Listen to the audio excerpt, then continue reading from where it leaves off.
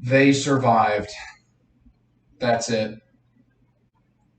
Hawks win 3-2 in a shootout over the New York Islanders. And the Islanders have now lost 11 straight games. In the Hawks' first game in UBS Arena, they end up getting the victory. Let's talk about the game, shall we? So in the first period, we actually have something significant happen in the first 10 minutes because the Hawks are on a power play, and Kubalik has it, who gets it back to Seth Jones, who kind of just lets things reset, who then pass it right over to Alex DeBrincat, who slaps it, and it beats Ilya Sorokin. It turns out it was tipped by Brandon Hagel, so he gets back on the score sheet, this time with a goal tally assisted by Alex DeBrincat and Seth Jones, who's now approaching 20 assists on the season. And you usually see Dominic Kubalik hitting those blasts on the power play. He's the one usually hitting those, and you know what? DeBrincat actually is the one that gets the blast this time, and that one was tipped. So about halfway into the second period, Hawks still up 1-0. The Islanders are now on the power play. With about 30 seconds to go, it's Matt Barzal who then gets it back for Sebastian Aho. Apparently he must have left Carolina. I did not know. I would have expected if Sebastian Aho was traded somewhere, it would have been big news, but apparently it's not, and he's playing with the Isles. He puts a wrister on, and it's tipped by Jean-Gabriel Pageau, and it goes in. It's 2-1. It's 1-1. That was only the first goal that they scored. And yeah, 1-1.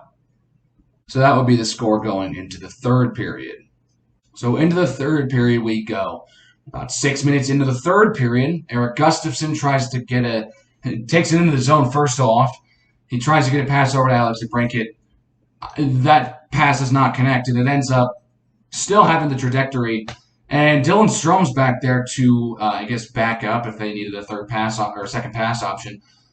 And he actually has the puck right on his stick, and he fires it past Sorokin for his second goal of the season. That one goes unassisted, and it's 2-1 Hawks. Dylan Strome getting the goal. I would really love to see Dylan Strome on the score sheet more often. He really deserves it. The game time keeps winding away. Isles pull their goalie, and you think, this is an easy win.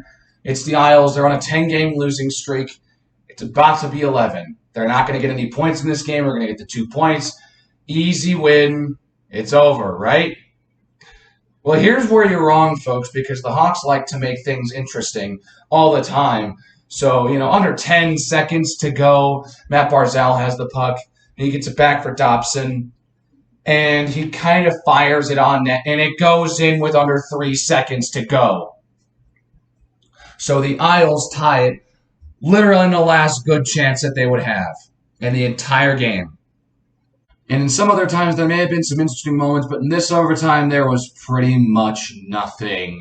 The Hawks had a couple shots, and the Islanders actually had 0 shots in the entire overtime. Don't know how that's possible to not have a single shot on a 3-on-3 overtime for 5 minutes, but the Isles did it, and we go to a shootout. Wahlstrom shoots first. His shot is stopped.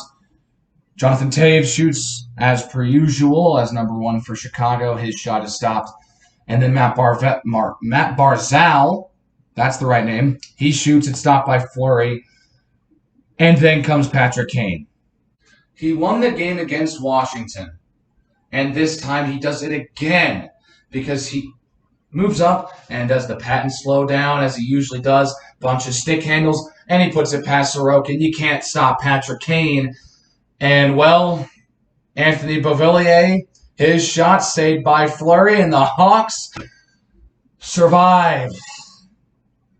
This game should not have gone to overtime in the first place, but you know what? The Hawks end up getting the 2 points. That's what matters. They end up actually still getting the 2 points. The Islanders do get the pity point. And it's not really going to matter that much because the East is absolutely stacked. If you're not within the dog pile, it is the East. It's pretty much over for you already. So they just get another point in the standings that doesn't really mean much. They are on an 11-game losing streak. And, well, at least we're not the Islanders anymore. So the Hawks now go home after a 3-game road trip and two of these being a back-to-back in New York. They come home, they play the Rangers. We just saw this team. The question is, can they get another win? The Rangers are a good team. They're on fire. Their rebuild was it was perfect. It was a great rebuild, and they built it around Artemi Panarin. And you know what? Honestly, I would not be shocked if they come in and win by multi-goals. Another reason for me expecting this is because you know what? This has been the trend with Derek King. Loss, win, loss, win, loss, win since he had his first loss after the 4-game win streak to start his coaching career. And because our next opponent is the Rangers, I'm expecting that narrative to kind of remain. So, fingers crossed. Here's to hopefully beating the Rangers. So that's going to do it for this one. If you liked it, make sure you hit the like button, hit the subscribe button, and I'll see you guys next time